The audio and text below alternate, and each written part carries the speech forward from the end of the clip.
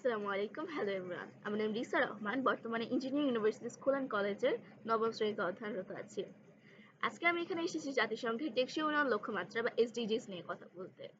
এসডিজিস হলো sustainable development goals, যেগুলো মূলত মোট 17টি উন্নয়ন লক্ষ্যমাত্রা নিয়ে কাজ করছে 2030 সালের মধ্যে অর্জিত করার জন্য। আজকে আমি কথা বলবো এসডিজি 5 জেন্ডার ইকুয়ালিটি নিয়ে, যার মূল লক্ষ্য হলো 2030 সালের মধ্যে আমাদের এই পৃথিবী থেকে সব ধরনের লিঙ্গ বৈষম্য দূর করে একটি সমান অধিকারের সমাজ গড়ে তোলা।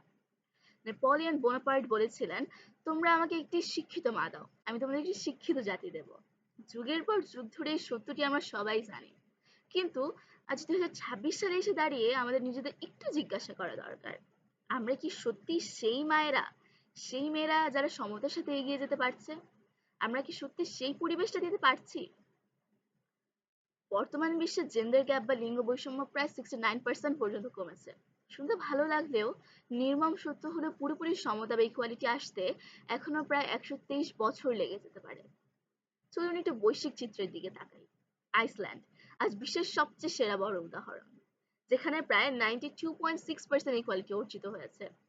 ফিনল্যান্ড, নরওয়ে, সুইডেনের মতো দেশগুলোতে মেয়েদের শিক্ষা, চাকরি, নিরাপত্তা ও লিডারশিপের সমান সুযোগ দেওয়া হয়। কিন্তু মুদ্রার ওপিঠটাও তো আমাদের দেখতে হবে।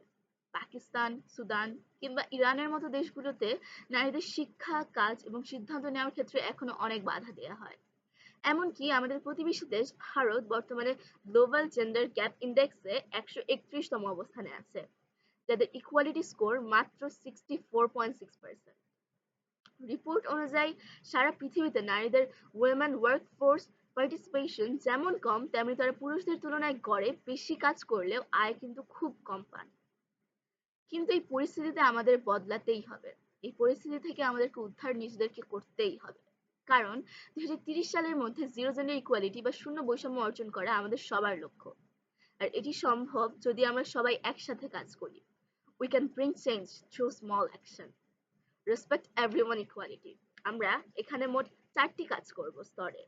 প্রথম, রেসপেক্ট এভরিওয়ান ইকুয়ালিটি, সবাইকে সমানভাবে সম্মান করতে হবে।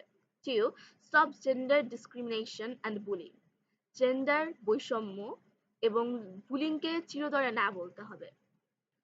Encourage girls to participate in education, sports, science and leadership, মেয়েদেরকে শিক্ষা, খেলাধুলা, বিজ্ঞান এবং নেতৃত্বে অংশ নিতে উৎসাহিত করতে হবে।